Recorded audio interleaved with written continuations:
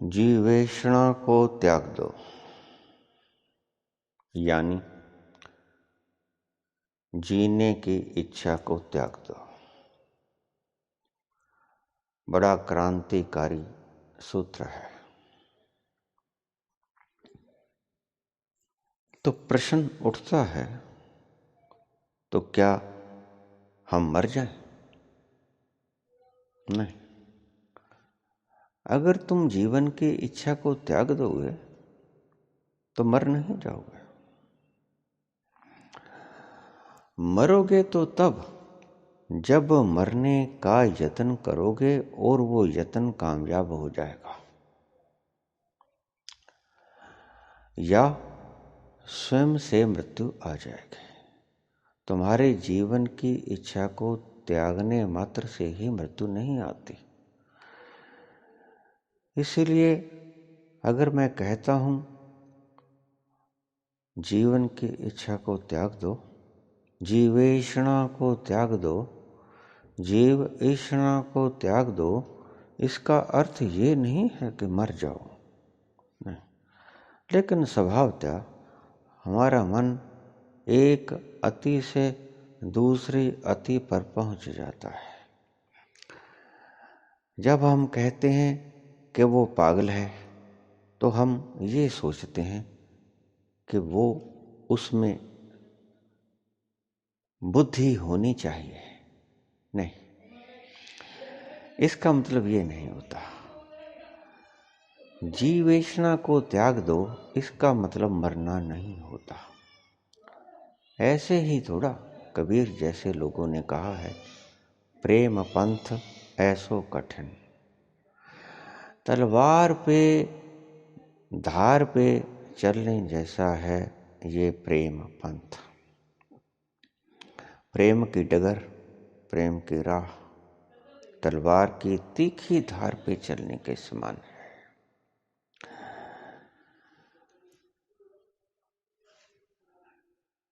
शीश दे ले जाए, इन शब्दों में आपको झलक नहीं मिलती।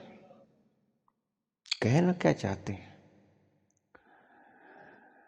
उसकी कीमत है ये तुम्हारे लिए, क्योंकि तुम्हारे लिए शीश देना बहुत मुश्किल है। इसीलिए तुम्हें ये पंथ घबराहट पैदा करता है। जब भी कोई कहता है कि जीवेषणा को त्याग दो, तो आपको घबराहट पैदा होती। अब तत्क्षण आपका मन ये प्रश्न करेगा, दूसरी अति पे पहुंच जाएगा कि क्या मर जाए? नहीं, मरने की तो बात ही नहीं कहते। महावीर की जीवेषणा समाप्त हो गई तो क्या वो मर गए? जीवेषणा समाप्त होने के बाद भी वो 30 वर्ष तक जीवित रहे, लेकिन जीवेषणा समाप्त रहे। रामकृष्ण परमहंस की जीवेषणा समाप्त हो गई तो क्या वो मर गए? नहीं, उसके बाद भी वो जीवित रहे। रामकृष्ण परमहंस के गले का कैंसर हो गया था, कुछ खाया पिया नहीं जाता था, पानी भी नहीं उतरता था, बहुत दर्द होता था, बहुत दर्द, असहनीय दर्द। और उस वक्त दर्द को रोकने के इतने उपाय भी न थे। उस वक्त कैंसर के भी इतने उपाय न थे। उपाय तो आज भी नहीं है, क्योंकि जैसे जैसे आप समझदार होते जाते हो, वैसे वैसे प्रकृति भी नई नई खोजें सामने रखती जाती है। प्रकृति तब तक ही आपके साथ कामनेस है, शांति प्रिय है, शांतिप्रद है, जब तक के आप भोले हो। जैसे ही आप तेज तर्रार हुए, प्रकृति भी थोड़ा सा रंग दिखाना शुरू कर देती है। सो ऐसा कभी मत समझना कुछ भी ईजाद कर लेना। अब कल ही मुझे एक व्यक्ति कह रहे थे कि साइंस बहुत जल्दी ही आदमी की उम्र को बढ़ाने की तरफ सफलता प्राप्त कर लेगी, करीब करीब आप अमर हो पाओगे। मैंने कहा बिल्कुल ठीक, हो सकता है, कर सकता है, लेकिन अब भी तो आप अमर ही हो। घर बदलने से तो कुछ नहीं बदलता। मैं एक घर में किसी की हत्या करके दूसरे घर में चला जाऊं तो क्या उस अपराध से बच जाऊंगा?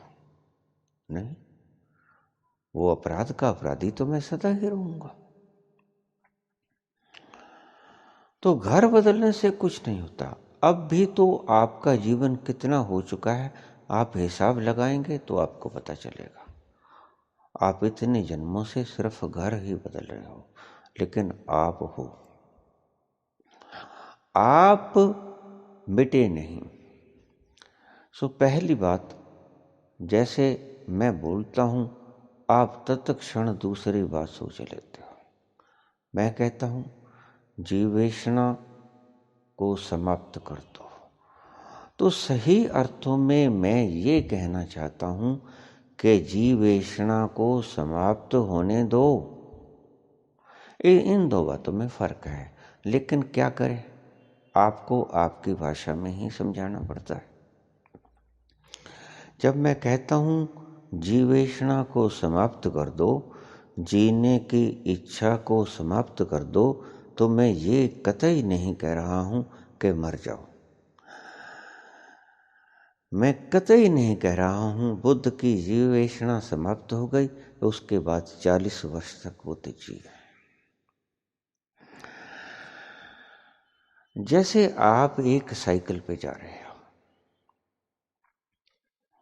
और उस साइकिल पर आपने जोर जोर से पैडल मारने शुरू कर दिया, तो मैं कहता हूं कि पैडल मारना बंद कर दो। इसका मतलब कतई नहीं है कि साइकिल चलनी बंद हो जाएगी। थोड़ा ध्यान में समझने जैसी बात है, ध्यान से समझोगे तो समझा जाएगी। आप एक साइकिल को पैडल मारे जा रहे हो, आपने खूब पैडल मार ली, तो मैं कहता हूं कि पैडल मारना बंद कर दो, जीवेषणा को समाप्त कर दो। बस ये बात पैडल मारने के समान है। उसके बाद साइकिल तो चलती रहेगी। जितनी फोर्स आपने साइकिल को चलाने में लगाई, जब तक वो फोर्स समाप्त नहीं हो जाती तब तक आपकी साइकिल चलती रहेगी। इसीलिए अगर जीवेषणा को समाप्त करते हो तो आप तभी तक जिंदा रहोगे जब तक कि आपने जीने का प्रयास किया है। जब आपके जीने के प्रयास में लगाई हुई शक्ति समाप्त हो जाएगी तो आपका जीवन भी समाप्त हो जाएगा। और दूसरे अर्थों में मैं जो कहना चाहता हूं उसकी गहराई में जाना ठीक रहेगा। तो ये कैसे हो सकेगा? ये हो सकेगा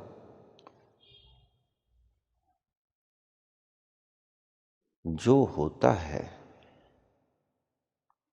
उसको उसी प्रारूप में स्वीकार कर लो।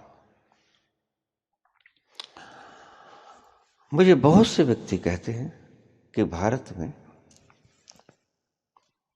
बहुत से लुटेरे आए,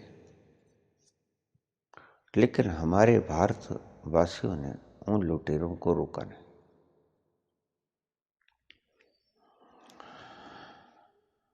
चुप करके लुट जाने दिया। दो तरह के व्यक्ति हो सकते हैं, एक कायर, एक संत। कायर भी लुट जाने देगा क्योंकि कुछ कर नहीं सकेगा। संत भी लुट जाने देगा क्योंकि उसे पता है कि अगर आपके घर से कोई गंदगी उठाने आया है आप उसे रोकोगे। गंदगी उठा लेने दो, उसके लिए हीरे जवाहरात होंगे। आपको तो पता है कि वो गंदगी है, और वो संत ही क्या जिसे ये पता ना चला कि ये जो आप ढो रहे हो, जिसे लूटने आए हो, सोना चांदी हीरे जवाहरात नकदी, ये मिट्टी का ढेला है, ये गंदगी है। रावण कृत शिव तांडव स्तोत्र में रावण ने बड़ी सुंदर बात लिखी है। वो भगवान शंकर से प्रार्थना करता है, कदा नीलिम्प निर्झरी निकुंज कोटरे वसन, विमुक्त दुर्मति सदा शिरे स्तमंजलि वहन, विलोल लोल लोचनो ललाम भाल लगन कह, शिवेति मंत्र मुच्चरण कदा सुखी वहा में हम।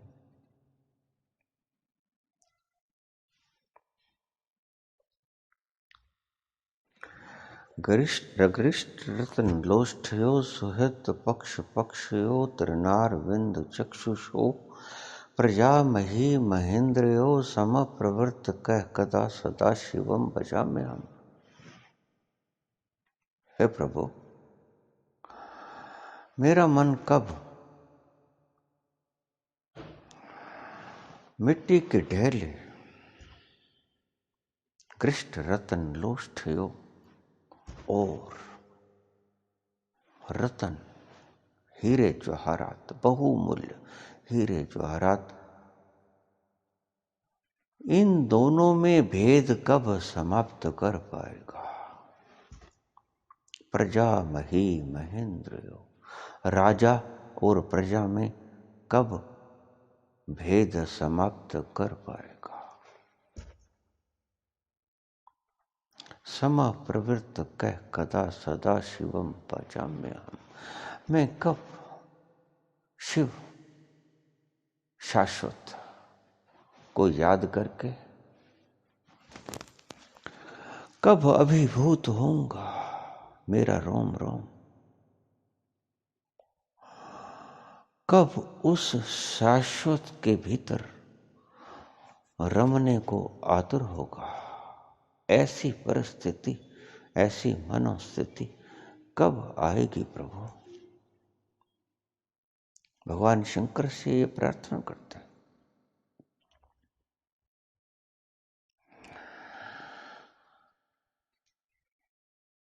जब मैं कहता हूं कि जीवेषण को समाप्त कर दो, तो मैं ये कहता हूं कि जीवेषण को समाप्त हो जाने दो और प्रकृति आपकी जीवेषण को प्रतिक्षण समाप्त करने को है, और आप प्रकृति की इस इच्छा के विपरीत सदा ही चल रहे हो।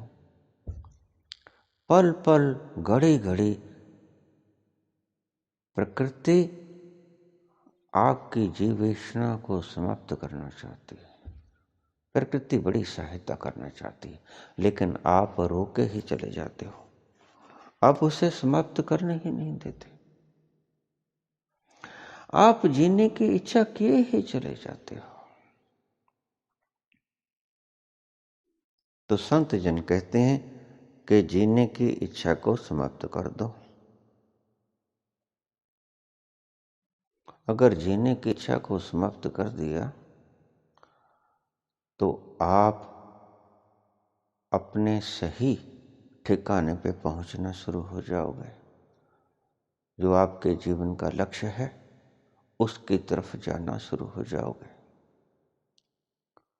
जीवेषणा को त्याग करने का कतई ये मतलब नहीं है कि आप मर जाओ, लेकिन आप जीने की इच्छा को छोड़ दो। जैसे ही आप जीने की इच्छा को छोड़ते हो, जैसे रात्रि को जब आप सोते हो, तो आप जीवन की इच्छा को कहाँ कर पाते हो। जीने की इच्छा आप कर ही नहीं पाते। निद्रा में जीने की इच्छा होती ही नहीं, तो क्या आप मर जाते हो? नहीं, आप सुबह जीवित उठते हो। जीने की इच्छा को अगर त्याग दोगे तो मर नहीं जाओगे। ये बात को ध्यान से समझ लेना। जीने की इच्छा को त्याग करने का अर्थ मैं सिर्फ इतना ही कहता हूं कि प्रकृति के साथ बहना सीखो, तैरना मत सीखो। जैसे आप किसी धारा में, नदी की धारा में बड़ी तेज वेग से नदी बह रही है और आप उसकी धारा के, नदी की धारा के विपरीत बहने की चेष्टा करते हो, बहने के नहीं, विपरीत तैर जाने की, तैरने की कोशिश करते हो। मैं कहता हूं बहने की कोशिश करो। प्रकृति के साथ, प्रकृति की इच्छा के साथ, उस महत विराट की इच्छा के साथ बहने की चेष्टा करो। फिर अगर वो मारना चाहता है तो ठीक, अगर वो मारना चाहता है तो आप वैसे भी ना बच पाओगे, ध्यान रख लेना। जाको राखे साइया मार सके ना कोई, ये कायरों की बातें। मैं कहता हूं कि जाको मारे साइया बचा सके ना कोई। आप अच्छे अच्छे शब्द चुन लेते हो जीने के लिए, आप संतों की भाषा कभी नहीं बोलते। मैं कहता हूं जाको मारे साइया, मरते भी तो है लोग, बचा सके ना कोई। वैसे भी अगर प्रकृति आपको मारना चाहेगी, अपना बच पाएंगे। प्रकृति की इच्छा के साथ बहना सीखो, तो फिर क्या होगा? इन सभी व्यक्तियों का जो आपको जीने की कला सिखाते,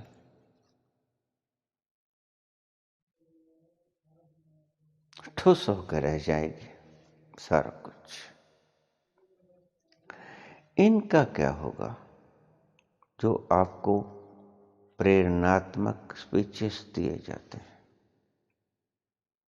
ये सब आपको जीने की इच्छा सिखाते हैं कि कैसे जियो, और जियो और बेहतर जियो। नहीं, ऐसा आप कभी भी बेहतर नहीं जी पाओगे। अगर आप बेहतर जीना चाहते हो तो ध्यान से सुन लेना, बेहतर जीना तो सभी चाहते हैं, लेकिन रास्ता गलत है। मैं कुछ उल्टा ही मार्ग आपको बताने जा रहा हूं। अगर बेहतर जीना चाहते हो तो जीने की इच्छा को त्याग दो, फिर आप उससे बेहतर कभी ना जी पाओगे। जिस घड़ी आपने जीने की इच्छा को त्याग दिया, उससे बेहतर जीना आप जी ही न पाओगे। सोते वक्त आप जीने की इच्छा नहीं कर रहे होते, सिर्फ सो रहे होते। कितनी मजेदार नींद आती है। मर नहीं जाते, जीते ही रहते हो। लेकिन जीने की इच्छा को त्याग करने से आपके भीतर अपूर्व शांति का उदय होता है, और सारी रात आप जीने की इच्छा नहीं करते और सुबह कितने फ्रेश उठते हो। ये जीने की इच्छा न करने का परिणाम है। अगर रात भर आप जीने की इच्छा करोगे तो देख लेना आप सो ही ना पाओगे, और सुबह थके थके से, मांदे मांदे से, दुखी दुखी से उठोगे। मैं ये कहता हूं से संघर्ष को खत्म करो। जीने की इच्छा को समाप्त करने का अर्थ मैं ये कहता हूं कि उस विराट के साथ लड़ना बंद कर दो। उसकी इच्छा के साथ सहयोग करना शुरू कर दो। फिर वो अगर मारना चाहे तो मर जाओ, फिर आप जी भी ना पाओगे। वही मैं कहता हूं, आप कहते हो कि जाको राखे साइयां मार सके ना कोई, मैं कहता हूं जाको मारे साइयां बचा सके ना कोई। अगर वो महत आपको मारना चाहते हैं तो आपके बचने की सारी तरकीबें नाकाम हो जाएंगी। और फिर डरे डरे से जिए रहते हो, ये भी क्या जीना है। आप जब जिंदगी के अंत में पाओगे और सारी उम्र कंपते कंपते जिए होगे और जिंदगी का आखिर आ जाएगा, तो आपको एक चीज मालूम पड़ेगी कि जी नहीं पाए। कहाँ जी पाए। डरे डरे जीना भी क्या जीना होता है। डरे डरे जीना भी कोई जीना होता है। जीना तो वो होता है जो प्यार की घड़ियों में जिया जाए, जो खुशियों प्रफुल्लतों आनंदित भावना के साथ जिया जाए, वो जीना होता है।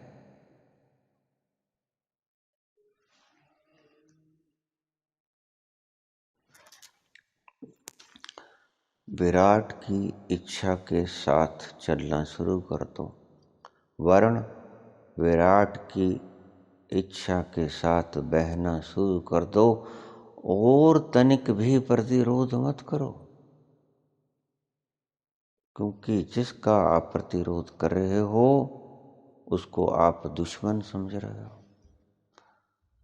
और सोचो, अगर विराट आपका दुश्मन है तो आप बच कहाँ पाओगे। जो इतनी धरतियों को घुमा रहा है, जो इतनी सृष्टि को घुमा रहा है, चला रहा है, उससे दुश्मनी मोल लेके उसका प्रतिरोध करके आप जी पाओगे, आप चल पाओगे, आप तैर पाओगे?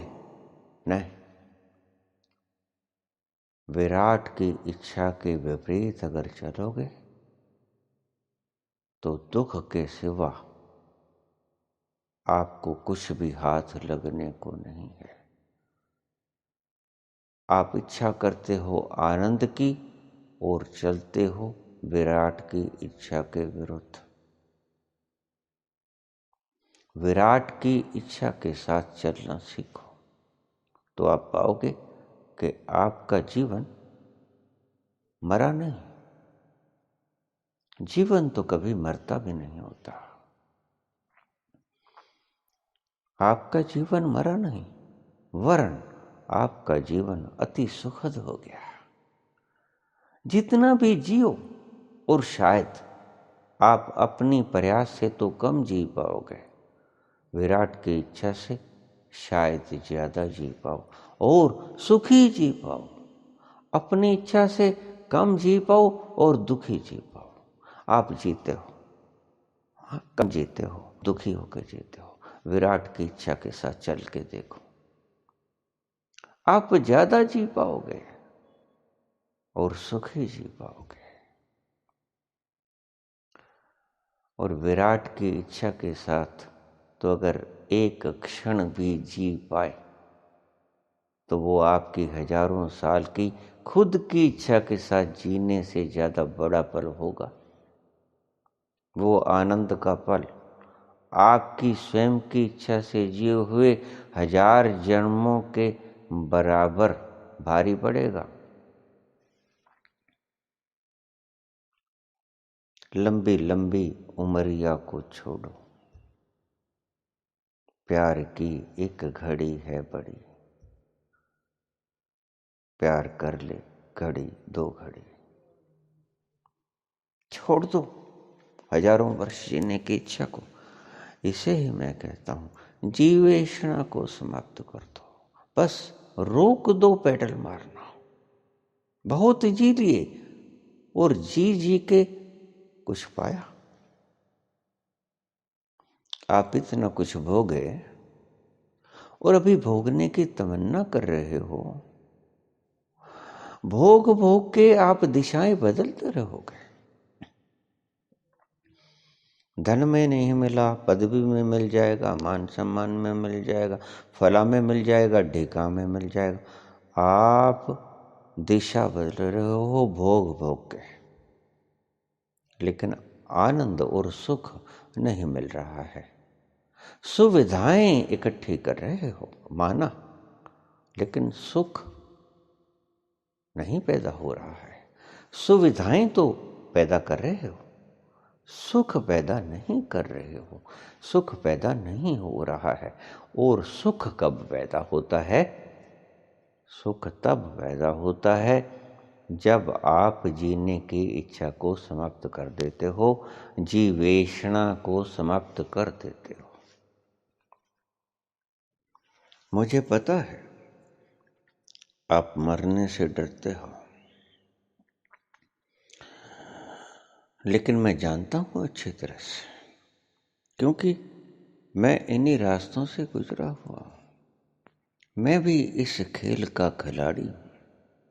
मैंने भी ये खेल खेले हैं तभी बता पाऊंगा। अगर खेले ही नहीं तो कैसे बता पाऊंगा? मैं इन सभी झंझटों में रहा हूं, बहुत गहरे से रहा हूं। मैंने भी भोगा है, और भोग भोग के दिशाएं ही बदली। और जितनी दिशाएं बदलता रहा हूं, उतना ही पाया कि दिशाओं से बदलने से कुछ नहीं होगा। बुद्ध ने कहा कि जीवन दुख है, निश्चित है, लेकिन आप कहते हो कि नहीं। आपके प्रज्ञावान पुरुष जिसे आप समझते हो, वो कहते हैं कि जीवन सुख है, हम पैदा करेंगे। खुद ही को कर बुलंद इतना के हर तकदीर से पहले खुदा बंदे से खुद पूछे बता तेरी रजा क्या है। और सभी आपकी प्रेरणात्मक स्पीचेस इसी बात पे आधारित है। और सुख तो उन्होंने स्वयं भी नहीं पाया, अगर भीतर जाके देखेंगे। तृष्णाएं तो बाकी रह गई उनकी भी, यद्यपि वो बताते नहीं, क्योंकि संत अच्छी तरह से जानता है कि अगर तृष्णा है तो सुख नहीं है।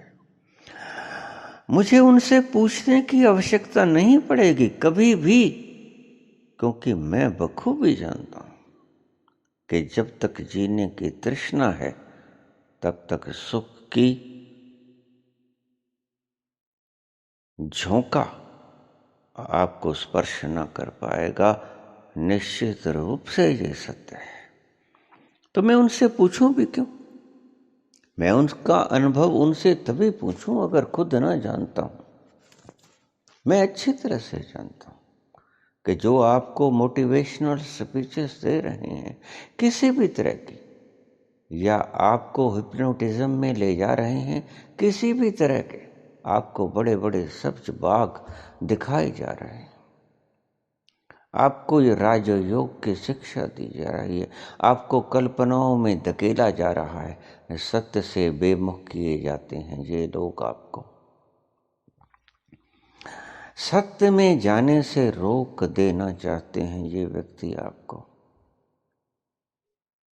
सुनते रहो, स्पीचेस सुनते रहो, क्या करोगे? जज बन जाओगे, पीएम बन जाओगे, सिकंदर बन जाओगे, धरती के मालिक बन जाओगे, बस इतना ही है।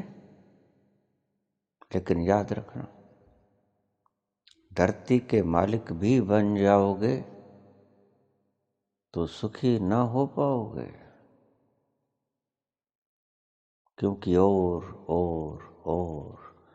की तृष्णा बनी ही रहेगी, और ये तृष्णा ही दुख का कारण है।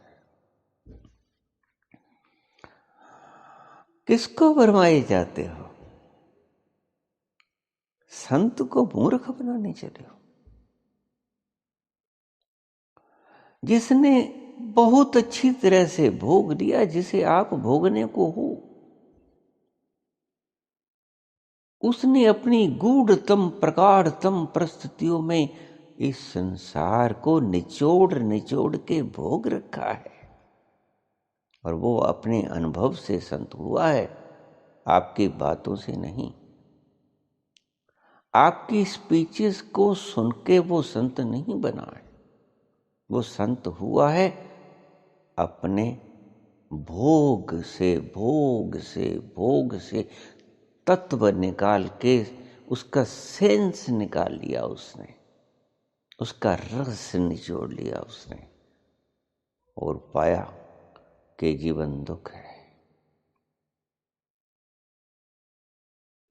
इसीलिए तो अरबों अरबों करोड़ों में एक बुद्ध हुआ करते हैं। वर्ण बाकी तो सभी कहेंगे कि नहीं, जीवन दुख है लेकिन जीवन सुखी हो सकता है। नहीं, इस पागलपन में मत पड़ना। जीवन दुख है और जीवन सुखी नहीं हो सकता। सुखी होने के लिए इस जीवन में एक बार मरना ही होगा। मरना ऐसे नहीं जैसे आप कहते हो आत्महत्या कर लोगे तो आप कैसे मरोगे, आप तो जीवित रहोगे। तो कबीर कहते हैं कि ऐसी मरनी जो मरे, बहुर जन्म न होए। मरने मरने सब कहें, मरना जाने न कोय। ऐसी मरनी जो मरे, बहुर जन्म न होए। कैसी मरनी मरने को कहते हैं कबीर? जैसी मरनी मरने को बुद्ध कहते, जैसे मरनी मरने को कृष्ण कहते हैं। मामेकम शरणम प्रज, मर जाओ, मेरी शरण में आ जाओ। इसको दूसरी तरफ से सोचोगे तो वो कहता हूं आप अपनी खुद ही को मिटा डालो, मेरे अर्पित हो जाओ, यानी तुम मर जाओ। ढंग से समझोगे तो वही बात पाओगे। कहने के ढंग अलग अलग हैं, बीच में उनका अर्थ यही है। अगर कृष्ण कहते हैं सर्वधर्माण प्रत्यच्चित मामेकम शरणम व्रज, मुझे एक की शरण में आ जा, तो वो परोक्ष रूप से आपसे यही कह रहे हैं कि आप जीने की इच्छा को छोड़ दो, कर्म को होने दो। प्रकृति जो आपसे करवाना चाहती है मजे से करो, और उसके फल को मेरे ऊपर छोड़ दो। यानी आप मर जाओ। आप जो हैं शरीर नहीं हो। आप शरीर को मार के कह देते हो मैं मर गया, मैं मरने जा रहा हूं, I am going to commit suicide. कहाँ मरे तुमने तो दूसरे को मार दिया। सुसाइड में आप शरीर को मार देते हो, और जरा जाग के देखोगे तो पाओगे शरीर तुम हो नहीं।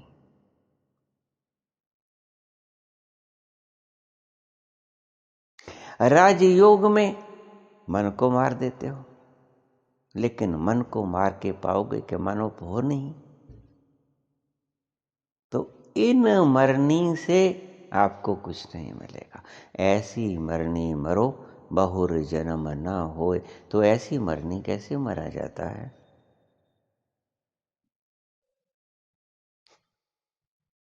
आप मरते हो बार बार, मर मर के ही तो आए हो। बहुत बार मरे हो, आपको पता नहीं। प्रकृति बड़ी होशियार है, आपको पिछले जन्म में जाने के सभी रास्ते बंद कर देती है। बड़ी भारी दीवार रखी होती है आपके दो जन्मों के भीतर। आपके इस जन्म और पिछले जन्म में के बीच स्मृतियों का एक बहुत बड़ा जंजाल है, और उनको ढकने के लिए एक बहुत बड़ा पत्थर रखा हुआ है। इसीलिए प्रकृति ने पूरा इंतजाम कर रखा है कि आप किस पिछले जन्म में न जा सको सहजता से, क्योंकि अगर पिछले जन्म में जाओगे तो पागल हो जाओगे। एकदम से इतनी स्मृतियां आएंगी, आपकी सभी धारणाएं टूट जाएंगी। आप जो अब भोगना चाहते हो, बहुत बार पहले प्रचुर मात्रा में भोग चुके हो, प्रचुर मात्रा में भोग चुके हो।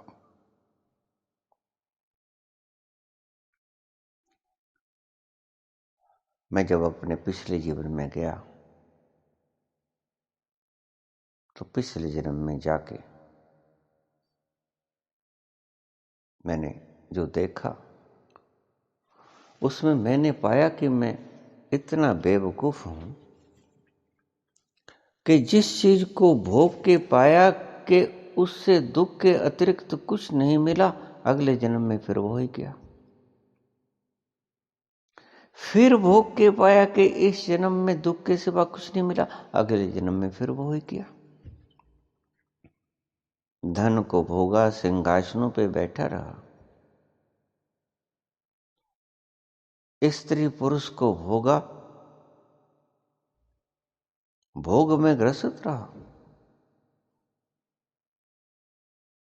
स्वर्ण आभूषण हीरे जवाहरात की मालाएं पहनी, उन भोगों में ग्रसित रहा और भोग भोग के पाया कि इन भोगों में दुख के सिवा कुछ न मिला।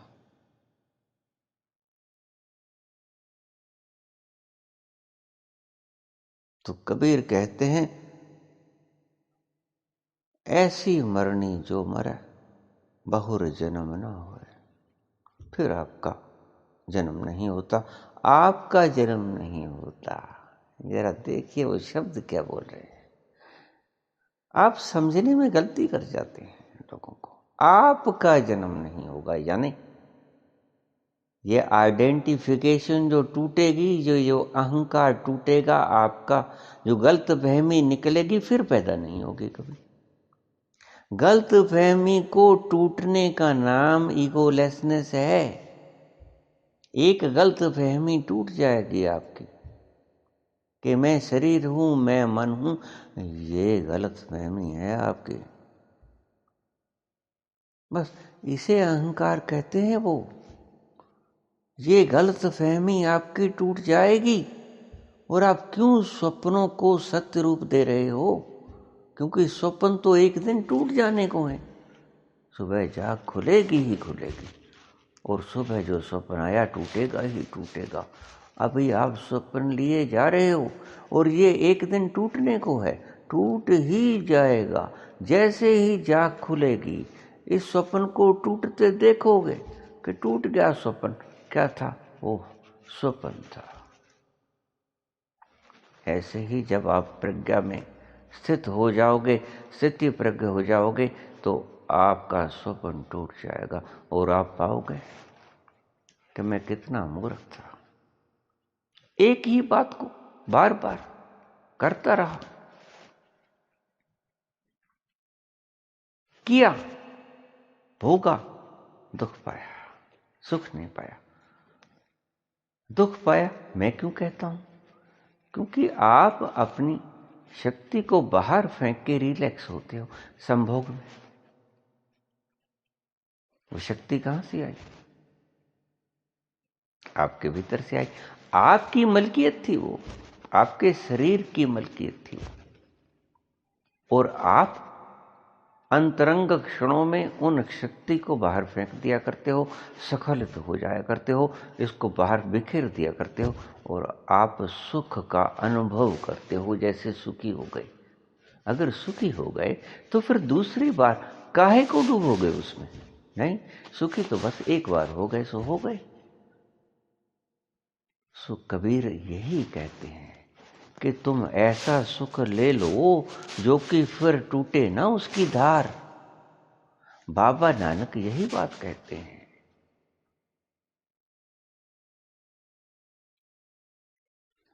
कि जो शाम को पी, रात को पी, वो सुबह उतर जाती है।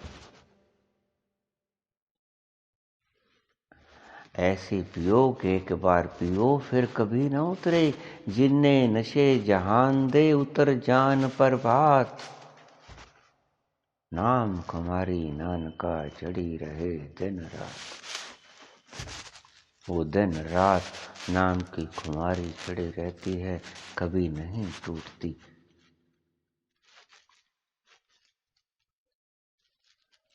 लेकिन आप उन्हीं गलतियों को बार बार दोहराते हो। बहुत बार भोगा, और मैं आपसे कहता हूं, मैं इसी खेल का खिलाड़ी हूं। मैं इसी राह का राहगीर रहा हूं। मैंने इन्हीं राहों को छाना है, बार बार वापस मुड़ा हूं, बार बार इन्हीं राहों को छाना है, और वही कोलू के बैल की तरह घूमता रहा हूं। लेकिन जिस दिन जागा उस दिन पाया, पिछले जन्मों में भी गया और पाया कि ये मूर्खताएं मूढ़ताएं मैं इस जन्म में ही नहीं किए हूं। मैंने पिछले सभी जन्मों में ऐसी ही मूर्खताएं की हैं, और उससे कोई सबक न सीख सका। मैंने नदिया की धार से उलट तैरने का सदा ही प्रयास किया है, और सदा ही दुखी रहा।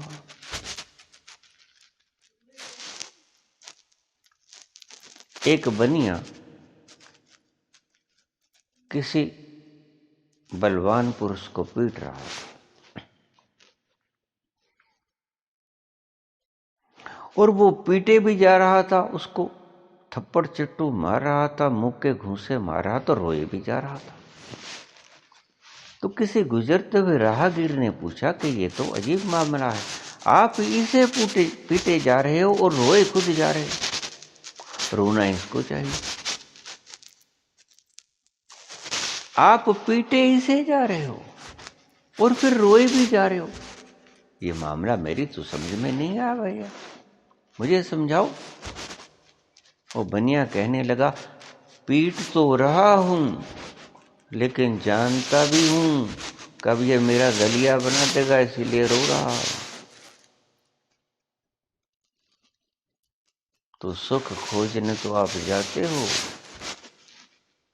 लेकिन मिलता दुख है। अभी दलिया निकलने को है।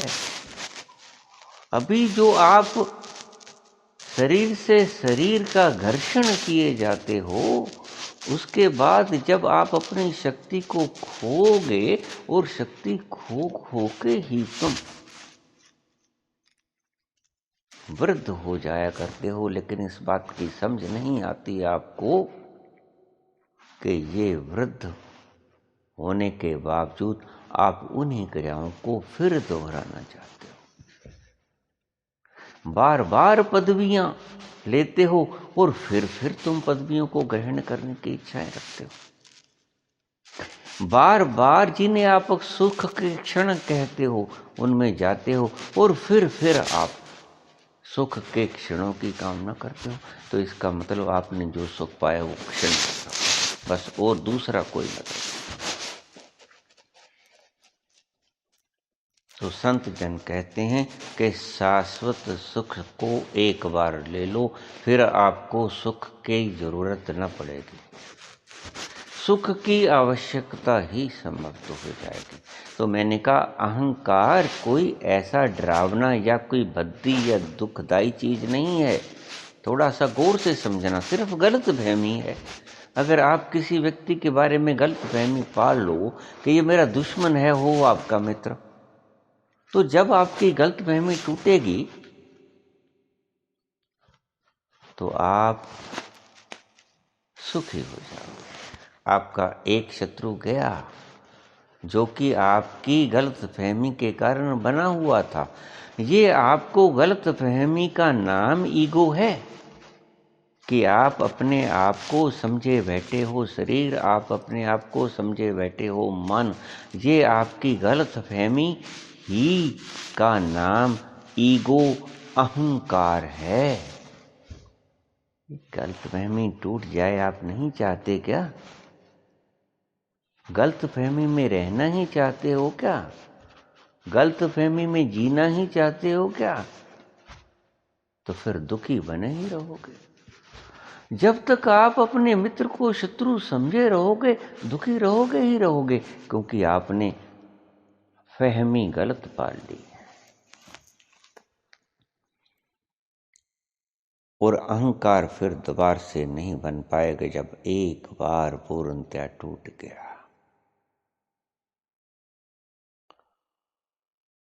सो मैं कहता हूं कि जीवेषणा को त्याग दो।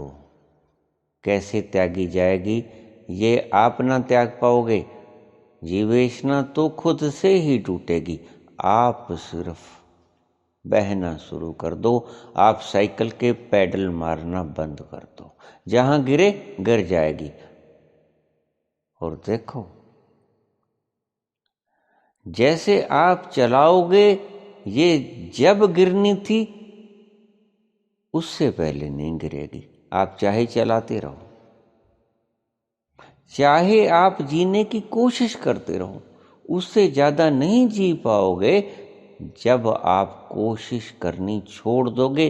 और जितना जी पाओगे, ध्यान से समझ लेना, जितना जी पाओगे कोशिश करके, उतना ही जी पाओगे कोशिश छोड़ के। जरा भी फर्क पड़ने को नहीं है। लेकिन फर्क कहाँ पड़ने को है? जितनी देर जियोगे अपनी कोशिश से दुखी होके जियोगे, लेकिन कोशिश छोड़ने से सुखी होके जियोगे। फर्क यहाँ पड़ेगा। जीने की कोशिश करनी छोड़ दोगे तो जियोगे तो उतना ही, लेकिन सुखी होके जियोगे। और जीने की कोशिश करके जियोगे, जीवेषणा को साथ रख के जियोगे तो दुखी होके जियोगे, जियोगे उतने ही। और जीवेषणों को छोड़ के जियोगे तो जियोगे उतना ही, लेकिन सुखी होके जियोगे और परम सुखी होके जियोगे और आनंदित होके जियोगे।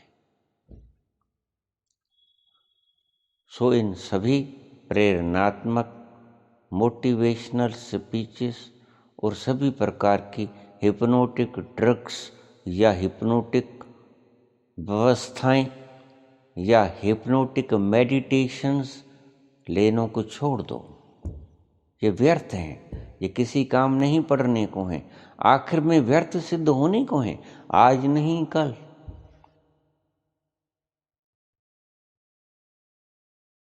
जीने की इच्छा को छोड़ दो, जीवेषणा को छोड़ दो। विराट की इच्छा के साथ तादात्म्य साध लो। मतलब जो तुध पावे साईं पलीकार, जो तुझे अच्छा लगता है। जियोगे तो फिर भी काम भी करोगे,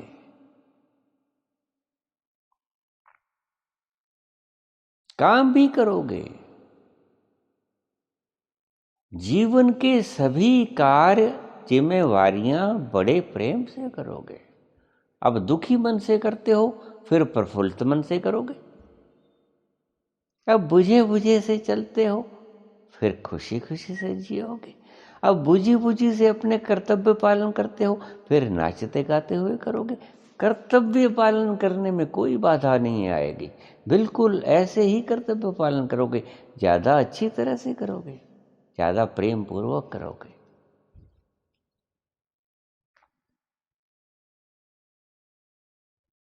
प्रकृति विराट, कुछ भी समझ लो, मैं दोनों शब्द ही बराबर बोल रहा हूं।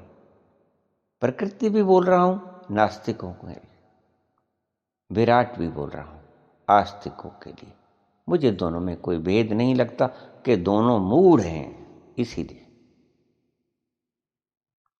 नास्तिक ऐसे मूढ़ है क्योंकि उसने खोजा नहीं। कैसे खोज पाओगे? आप पहले तारे तक तो जा नहीं सकते, आपके पास साधन ही नहीं है जो पहले तारे को भी देख ले। मैंने जब प्रथम बार शरीर छोड़ा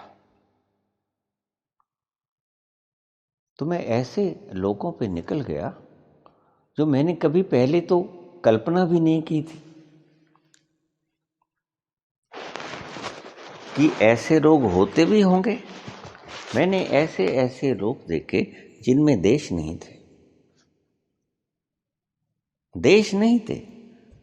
जैसे अब हमारे वर्ल्ड में 200 के करीब तो हैं ही देश, लेकिन वहां एक देश था, सिर्फ वर्ल्ड, और करीब करीब वो ग्रह पृथ्वी से 10 गुना बड़ा था। और वहां मैंने देखा कि फौजें नहीं थी। तो मैंने वहां अदृश्य आत्माओं के साथ उनकी भाषा में जब कन्वर्सेशन किया तो मुझे पता चला कि यहां फौजें क्यों नहीं है। वो कहते कि यहां पर सीमाएं ही नहीं है, देश ही एक है। तो मुझे मेरे वसुधैव कुटुंबकम की बात याद आ गई। हमारे शास्त्रों में तो कब से लिखा है, और शायद कभी किसी काल में ये हमारे प्लेनेट पे रहा भी हो, कोई बड़ी बात नहीं। हमें कौन सा मालूम है। हमें तो अभी 10 मिनट पहले क्या हुआ, क्यों हुआ, कैसे हुआ, ये पता ही नहीं होता। हम बातें तो करते हैं लाखों साल पहले की, कि भगवान राम इतने लाख साल पहले हुए थे, भगवान राम ने 10,000 साल पहले, बातें ही करते हैं, पता कुछ नहीं होता। इन मूढ़ताओं में जीते हैं और मूढ़ताओं में मर जाते हैं। नास्तिकों को मैं इसीलिए मूढ़ कहता हूं क्योंकि उन्होंने सभी सृष्टि ब्रह्मांड यूनिवर्स को छाना नहीं और पाया नहीं कि वो नहीं है, ये नहीं पाया। उसने खोजा नहीं और आस्तिक माने बैठा है बिना देखे। उसने देखा नहीं ईश्वर को। नास्तिक ने खोजा नहीं, आस्तिक ने देखा नहीं। नास्तिक भी माने बैठा है कि ईश्वर नहीं है, आस्तिक भी माने बैठा है कि ईश्वर है। और इसीलिए मैं दोनों को मूढ़ कहता हूं। मूर्ख हैं दोनों, बिना देखे मान लिया करते हो। तुमसे बड़ा मूढ़ और कौन होगा। मैं कहता हूं कि साइंटिफिक बुद्धि का प्रयोग करो। साइंटिफिक बुद्धि, वैज्ञानिक बुद्धि, जो है उसे सत्य है मानो, जो नहीं है उसे वो नहीं है सत्य मानो। ये है वैज्ञानिक बुद्धि, और वैज्ञानिक बुद्धि ही सत्य बुद्धि है। और फिर तुम्हारी भावनाओं को ठेस पहुंचती है, पहुंचेगी ही, क्योंकि वो नकली हैं, बनावटी हैं, तुमने बनाई हैं, बिना देखे जाने पहचाने बनाई हैं। तो वो टूटेंगे ही, आज नहीं कल। मैं नहीं तोड़ूंगा, कोई और तोड़ देगा, कोई और नहीं, कोई और तोड़ देगा। वो टूटने को ही है, क्योंकि तुमने बनाई ही गलत है, अपने अनुभव से आई ही नहीं तुम्हारे, तो वो टूटेगी। आज नहीं कल टूटेंगी, कोई भी तोड़ देगा उसको। फिर तुम कोर्ट्स में लेके जाते हो वो केस, मेरी भावनाओं को ठेस पहुंचाती। अरे भाई, भावनाएं ही जब गलत बना ली तो ठेस तो पहुंचने को ही है। तुमने बनाते वक्त नहीं सोचा कि मैं गलत भावनाएं बना रहा हूं। ये कसूर तुम्हारा कि तोड़ने वाले का। तोड़ने वाला जब सत्य बोलेगा तो वो टूटेगी, तड़क तड़क करके टूट जाएंगी सभी भावनाएं। आपकी सभी मूढ़ भावनाएं आज नहीं कल टूटने को। और मैंने बहुत से ग्रहों की यात्रा की। करीब मैंने ऐसे ऐसे लोग देखे, ये अकेली पृथ्वी ग्रह नहीं है जहां पर जीवन है। बहुत से ग्रह ऐसे हैं जो पृथ्वी से कई कई गुना बड़े हैं और बड़ी सुंदर जीवन शैली को जी रहे हैं। बड़ी सुंदर जीवन शैली को जी रहे हैं। और असुंदर जीवन शैली को जीकर भी तुम कुछ ना पाओगे। यहाँ की सभ्यता को मैं करीब करीब काफी पीछे समझ रहा हूं। दूसरे ग्रहों के जीवन के सतर की अपेक्षा मैं इस धरती के जीवन के सतर को बहुत कमजोर देख रहा हूं, बहुत हीन देख रहा हूं। इतनी सभ्यताओं का विकास हुआ है बाहर प्लैनेट्स के ऊपर, जो आप सोच भी नहीं सकते, जो सिर्फ कल्पना मात्र ही कर सकते हो अभी, कि ऐसा हो तो कैसा हो, ऐसा हो तो कैसा हो। आप तो बड़ी मूढ़ धारणाएं दिमाग में रमाए बैठे हो।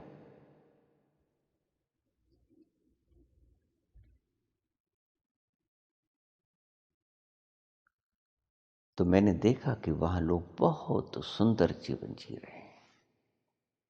जी रहे हैं सुंदर जीवन। और ऐसा नहीं है कि सभी पहुंच गए हैं, पहुंचते ज्यादा हैं वो लोग, उधर ज्यादा एनलाइटेंड होते हैं। पृथ्वी पे बहुत कभी कभी कोई दिया जल जाता है और हम उसी के पीछे होलिया करते हैं। 5,000 साल से हम कृष्ण के पीछे लगे हैं, तालियां बजा रहे हैं, टिंडोरे पीट रहे हैं, कथाएं सुना रहे हैं, भागवत कथाएं। और हमें यह नहीं पता कि कृष्ण हम हो सकते हैं, हम हो सकते हैं। नानक जैसी घटना, कबीर जैसी घटना हमारे भीतर भी हो सकती है। कृष्ण जैसी घटना हमारे भीतर भी क्यों नहीं घट सकती? पूजा क्यों करते हो? इसीलिए मैं पूजा के इतना विपरीत, इसलिए पूजा के खिलाफ मैं बोला करता हूं कि पूजा क्यों करते हो? जब तुम उस पूजनीय व्यक्ति के समान हो सकते हो तो क्यों नहीं होने की चेष्टा करते? उस पूजनीय व्यक्ति के समान बनने की चेष्टा क्यों नहीं करते जब तुम बन सकते हो? लेकिन हम पूजा करने में हमें स्वाद आता है। क्यों? क्योंकि हमारी गलतफहमी बनी रहती है। हम सोए रहते हैं, सुबह ठंडी हवा चल रही है और हमें बड़ी नींद आ रही है। हमें कोई जगाए देता है तो हमें क्रोध आता है, जी करता है कि उसे पीट डालें। क्यों जगाया? इतनी ठंडी हवा चल रही है, बड़ी मुश्किल बामुश्किल रात को तो सो नहीं पाए, अब सुंदर नींद आ रही थी, आपने जगा दिया। आपकी गलत फहमियों को तोड़ने वाले के साथ आप ऐसे ही नाराज हो जाया करते हो, और इसीलिए गलत फहमी तोड़ने वाले व्यक्ति के साथ प्यार और सद्व्यवहार की जगह उन्हें सूलियाँ दे दिया करते हो, उनके हाथ पांव काट दिया करते हो, उनको सिर धड़ अलग कर दिया करते हो। गलत फहमियाँ तोड़ने वालों के साथ आप ऐसा सद्व्यवहार किया करते हो जिन्हें आप सद्व्यवहार कहते हो। दे दो इनको फांसी, चिन दो इनको दीवारों के भीतर, काट दो इनके गले। तुम मनुष्य हो, तुम मानव कहलाने के योग्य कर्म करते हो।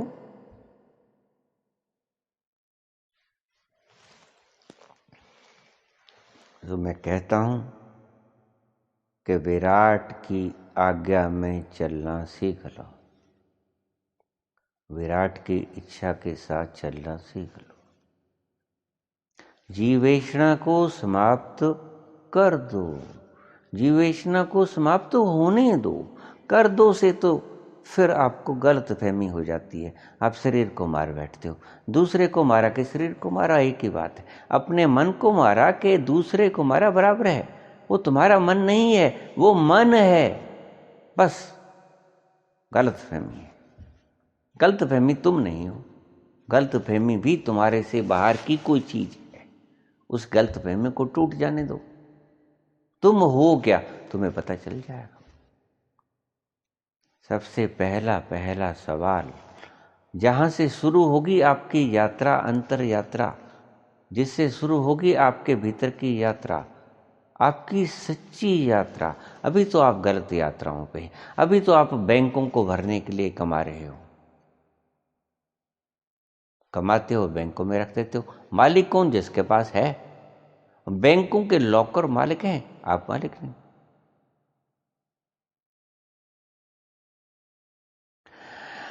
ऐश करते हो, अच्छी अच्छी चीजों से पेट भर लेते हो। तुम कहां भरते हो?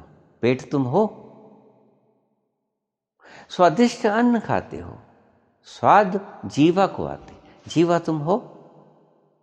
न जीवा हो, न जीवा से होने वाले स्वाद तुम हो। तो ऐश तुम कहते किसको हो? संभोग करते हो, घर्षण करते हो, तुम्हें आनंद आता है, संभोग तुम हो। वो गोश्त का टुकड़ा तुम हो, वो मांस का टुकड़ा तुम हो। जरा सोचो, जिनको आपस में घर्षण करने से आप आनंद का पान करते हो, वो तुम हो भी। ये जाग के क्यों नहीं देखते तुम कि तुम हो क्या? यही तो संत पुरुष कहते हैं तुम्हें बार बार कि पहले देख तो लो, फिर जो देखा उसके बल के ऊपर जो धारणा बने बना लेना।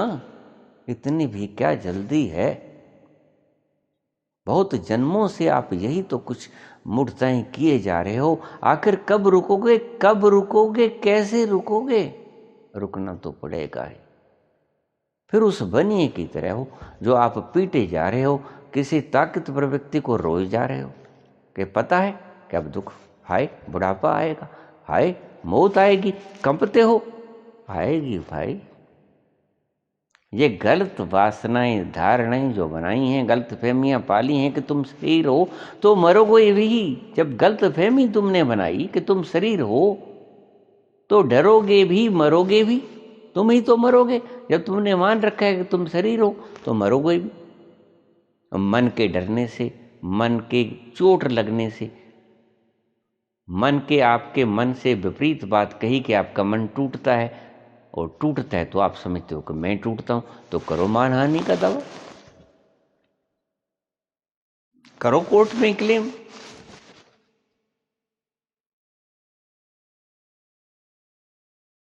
अभी एक संत पुरुष ने किसी के विरुद्ध कुछ करोड़ रुपए का दावा किया था, मानहानि का।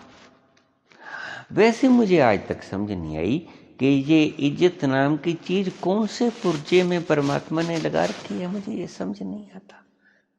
ये इज्जत दिमाग में है, कोई इसे इज्जत गुप्तंगों में लगा देता है कि मेरी इज्जत लूट ली, गुप्तंगों के साथ इज्जत को लगा देता है। कोई अपनी मान इज्जत को अपनी भावनाओं के साथ लगा देता है कि मेरे विचारों को तोड़ दिया, मेरी बेइज्जती करती, इसने बता दिया कि तुम शरीर नहीं हो। मैं सबसे बड़ा बेइज्जत करने वाला व्यक्ति हूं। अगर ऐसा है तो आपको सबसे बड़ा बेइज्जत करने वाले ये संत जन हैं। ये आपको सदा से बेइज्जत कर रहे हो। ये कबीर, ये दादू, ये नानक, ये कृष्ण आपको कहते हैं नैनम छिंदन्ति शस्त्राणि। तुम वो हो जो शस्त्र से काटने ही जाते, तुम शरीर नहीं हो। तो आपको बेइज्जत करने वाले, आपके मन को तोड़ने वाले, आप मन नहीं हो, आप शरीर नहीं हो, सबसे बड़े लोग ये हैं। इनके ऊपर मानहानि का दावा होना चाहिए। आप कृष्ण के ऊपर मानहानि का दावा करिए जो आपको कहते हैं कि आप शरीर नहीं हो। मानहानि का दावा ही करना है तो इनके ऊपर करो। ये योग्य व्यक्ति हैं सबसे ज्यादा। ये आपको तोड़ते हैं आपके शरीर के साथ। ये स्पष्टतः बोलते हैं, सदा से बोलते आए हैं। गीता के 700 श्लोक में भगवान कृष्ण ने और कहा क्या है? यही तो कहा है कि तुम शरीर नहीं हो, छोड़ो मूढ़ताएं। बाबा नानक ने क्या कहा, कबीर ने क्या कहा, सभी संत जनों ने क्या कहा है? यही तो कहा है कि तुम शरीर नहीं।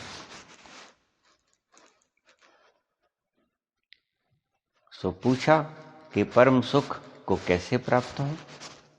परम सुख को प्राप्त करने का बस एक ही तरीका है। खुद ही को कर बुलंद इतना कि हर तकदीर से पहले खुदा बंदे से खुद पूछे बता तेरी रजा क्या है। इस मार्ग को छोड़ दो, मिटा दे अपनी हस्ती को। अगर कुछ मर्तबा चाहे कि दाना खाक में मिलकर गुले गुलजार होता है, इस राह में आ जाओ। तैरना बंद कर दो, बहना सीख लो। विराट की इच्छा के विपरीत तैरना बंद कर दो। तो अब आप देखो कि कौन तुम्हें तैरना सिखा रहा है। उन प्रयासों को छोड़ दो। और कौन तुम्हें बहना सिखा रहा है, उस पलड़े में आ जाओ जो तुम्हें बहना सिखा रहा है, जो तुम्हें तैरना सिखा रहा है। उनको छोड़ दो। तैर के पाओगे कि कुछ नहीं पाया, थकावट के सिवा। बह बह के पाओगे कैसे बड़ा आनंद ही कोई नहीं होता। बहना सीखो, जो बहना सिखा रहा है उसके साथ चलो। विराट की इच्छा के साथ बहना शुरू, तेरा पाना मीठा लागे। जो तुद पावे सोई भली कार, तू सदा सलामत निरंकार, तू ही सदा सलामत निरंकार है। किसी को क्या बताऊं कौन हूं मैं, किसी को क्या बताऊं कौन हूं मैं, कि अपनी दास्तां भूला हुआ हूं। किसी को क्या बताऊं कौन हूं मैं, कि अपनी दास्तां भूला हुआ हूं। धन्यवाद।